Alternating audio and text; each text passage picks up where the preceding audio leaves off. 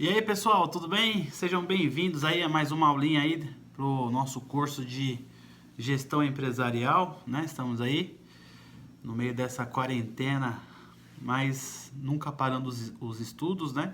Como vocês bem fazem aí.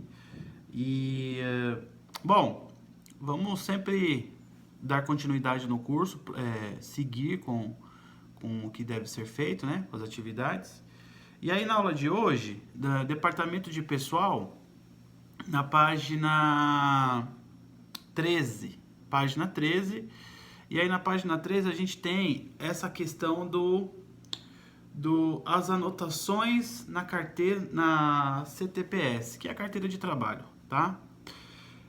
Quais são as anotações, tá, que devem ser feitas nesse documento? Dando continuidade ao que eu falei na aula passada, esse documento é um documento importante, é um documento que ele traz todas as informações do funcionário, tá? Do profissional. Então é importantíssimo, tá? A gente levar muito a sério esse documento, certo? E saber fazer o preenchimento dele corretamente também, tá bom? Então, ó, artigo 29 da CLT, ela diz o seguinte: devem ser anotados na CTPS, ou seja, na carteira de trabalho do empregador, tá? Desculpa, do empregado, não do empregador, do empregado, tá? Então, o que deve ser, quais são as informações que devem constar nesse documento? O nome da empresa, certo? Ou empregador. Então, se você foi contratado por um supermercado, uma rede de supermercados, então vai ter lá o nome da empresa, certo?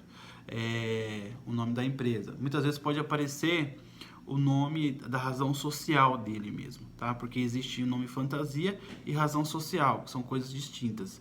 Inclusive a gente já até viu no curso. Se você não se lembra disso, dá uma pesquisadinha aí essa questão de razão social e nome fantasia da empresa, tá bom? Aí nós temos aí, devem ser anotados na CTPS do empregado. Então, primeiro, nome da empresa, o nome da empresa tem que aparecer aí, tá? O endereço e o CNPJ. CNPJ, eu já falei para vocês, é um documento importante da empresa, tá? Como se fosse um RG, certo? É um documento de identificação dessa empresa. Tem alguns números aí e é importantíssimo que vocês conheçam, saibam pelo menos dessa informação, certo? A remuneração, ou seja, o que é remuneração? Ou seja, o salário pelo qual você vai receber. Qual o salário que você vai receber? Qual o valor que você vai receber mensal? Ou, enfim, como eles vão descrever, fica a critério da empresa. Por hora de trabalho, por exemplo, professor, cargo de professor, eles pagam por hora aula, né? Não é a hora não é muitas vezes o salário fechado mensal. Alguns são hora aula, tá? Então vai ter um valor da hora aula. Uma pessoa que é balconista vai ter o salário fechado já, certo? Então tem que aparecer a remuneração aí, importante, tá? A forma de remuneração, a função que irá exercer. Então, assim, qual é a função que esse funcionário vai exercer aí, tá? Qual é a função, certo? Qual o nome do cargo dentro da empresa que esse funcionário vai receber, ok? A função, a data de admissão, a data de demissão também. Então, quando você começou na empresa, assim que você entrou, quando você saiu da empresa, certo? Ok. Identificação da conta do FGTS. Então, a gente sabe que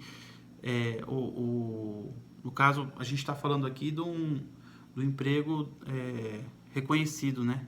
Carteira assinada, CLT, um funcionário recebendo por tudo aquilo que ele tem direito, certo? Identificação da conta do FGTS, né, que é o Fundo de Garantia, certo? Início e término do contrato de experiência, aparece também. Depois, aí tá. Então, essas são as principais informações, certo? Essas são as informações mais assim, são as informações necessárias para que o preenchimento de uma carteira de trabalho seja correto, esteja tranquilo, tudo certo. Porém, o que vai acontecer? Existem algumas atualizações necessárias para a gente fazer nesse documento. Quais são essas atualizações? Que tipo de atualizações, veja bem, que tipo de atualizações são necessárias para a gente preencher esse documento, para a gente ter o documento de uma maneira correta, coerente. Quais são? Aí nós temos aí, ó, por exemplo, o primeiro deles, as atualizações serão feitas quando o empregado, primeira atualização, gozar férias. Então a gente sabe que no período depois de 12 meses de trabalho, esse funcionário contratado mediante as leis, regras implantadas pela CLT, ele tem o quê? Direito a férias, 30 dias de férias, tá bom? E aí vai aparecer essas atualizações. Uma das atualizações é gozar férias. Depois, outra atualização, tiver alteração de salário, tá? Então, toda vez que existe uma atualização no salário, esse funcionário também pode ter essa alteração aí na carteira de trabalho dele. Então, por exemplo, mas existem algumas formas de atualizar salário, tá? Quais são as formas para atualizar o salário?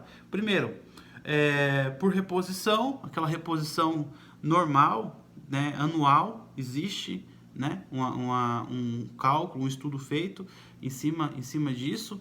Então, os funcionários eles recebem um aumento anual, aí vai de acordo com cada área, com cada empresa. Enfim, tem empresa que sobe um pouquinho a mais do que o governo liberou, tem empresa que vai ali no que o governo liberou, enfim.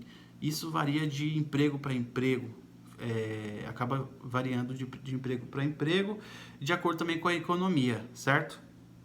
Por exemplo, nesse período de pandemia, né, eu estava dando uma lida essa semana, eu vi que até o final de 2021, o governo sugere que fique fechada, desculpa, caiu aqui um pouquinho, que fique paralisado todo o processo de concurso público, por exemplo. Concurso público está parado, está paralisado esse tempo, né? Não haverá concurso público nos próximos até 2021, final de 2021, tá? Então, por quê? Porque a economia parou, os estados não estão mais arrecadando.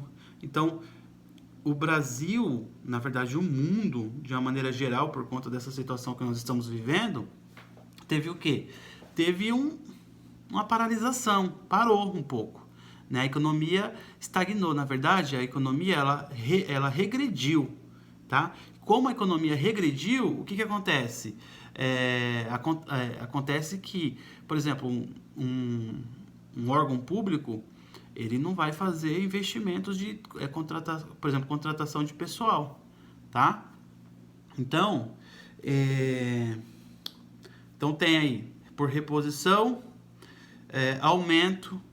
Então, esse aumento não tem a ver com nem com um reajuste também. Tem o reajuste salarial, tem a reposição salarial. A reposição e o reajuste são diferentes.